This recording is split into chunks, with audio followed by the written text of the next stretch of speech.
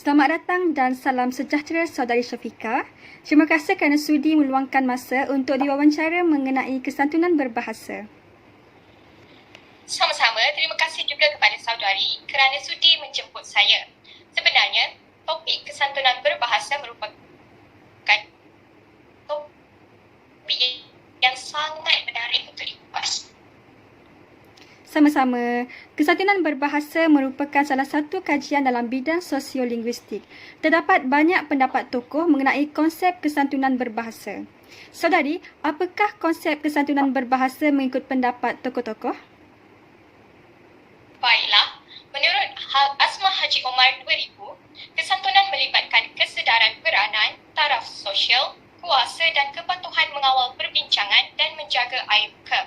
Air muka berasaskan maruah dan martabat itu berbeza dengan bahasa tubuh yang berasaskan keinginan untuk mencapai sesuatu. Menurut Awang Sarian 2007, penggunaan bahasa yang baik, sopan, beradab, memancarkan peribadi mulia dan menunjukkan penghormatan kepada pihak yang menjadi teman bicaranya.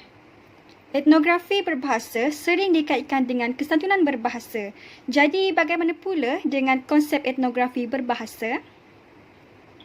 Menurut Kamus Dewan edisi keempat, etnografi bermaksud cabang antropologi yang berkaitan dengan pemberian saintifik tentang masyarakat manusia. Menurut Himes 1974, istilah etnografi komunikasi menunjukkan cakupan kajian yang berlandaskan kepada etnografi dan komunikasi. Saudari, terdapat 4 perkara asas yang dihuraikan dalam etnografi komunikasi. Bolehkah saudari menjelaskan 4 perkara asas tersebut iaitu situasi, pemakaian, struktur dan fungsi komunikasi? Perkara asas yang pertama iaitu situasi. Situasi komunikasi berlaku adalah satu situasi yang tidak melibatkan aspek linguistik tetapi lebih kepada di mana situasi itu berlaku dan bagaimana keadaan situasi tersebut berlaku. Misalnya, komunikasi yang berlaku dalam majlis, pertengkaran, percintaan dan sebagainya. Selain itu, situasi juga meliputi latar dan suasana. Latar berkaitan dengan lingkungan fizikal komunikasi yang berkaitan dengan waktu dan tempat. Sebaliknya, suasana pula berkaitan dengan keadaan sama ada berlaku secara formal atau bukan formal. Perkara asas yang kedua pula ialah pemakaian. Pemakaian bahasa oleh sesuatu kelompok masyarakat adalah amat penting. Cara bertutur merupakan bentuk pemakaian bahasa yang dapat mempengaruhi hubungan antara penutur dengan orang yang dilawan tutur. Cara bertutur berbeza dari satu budaya dengan budaya yang lain. Selain daripada situasi dan pemakaian, aspek struktur juga sangat penting.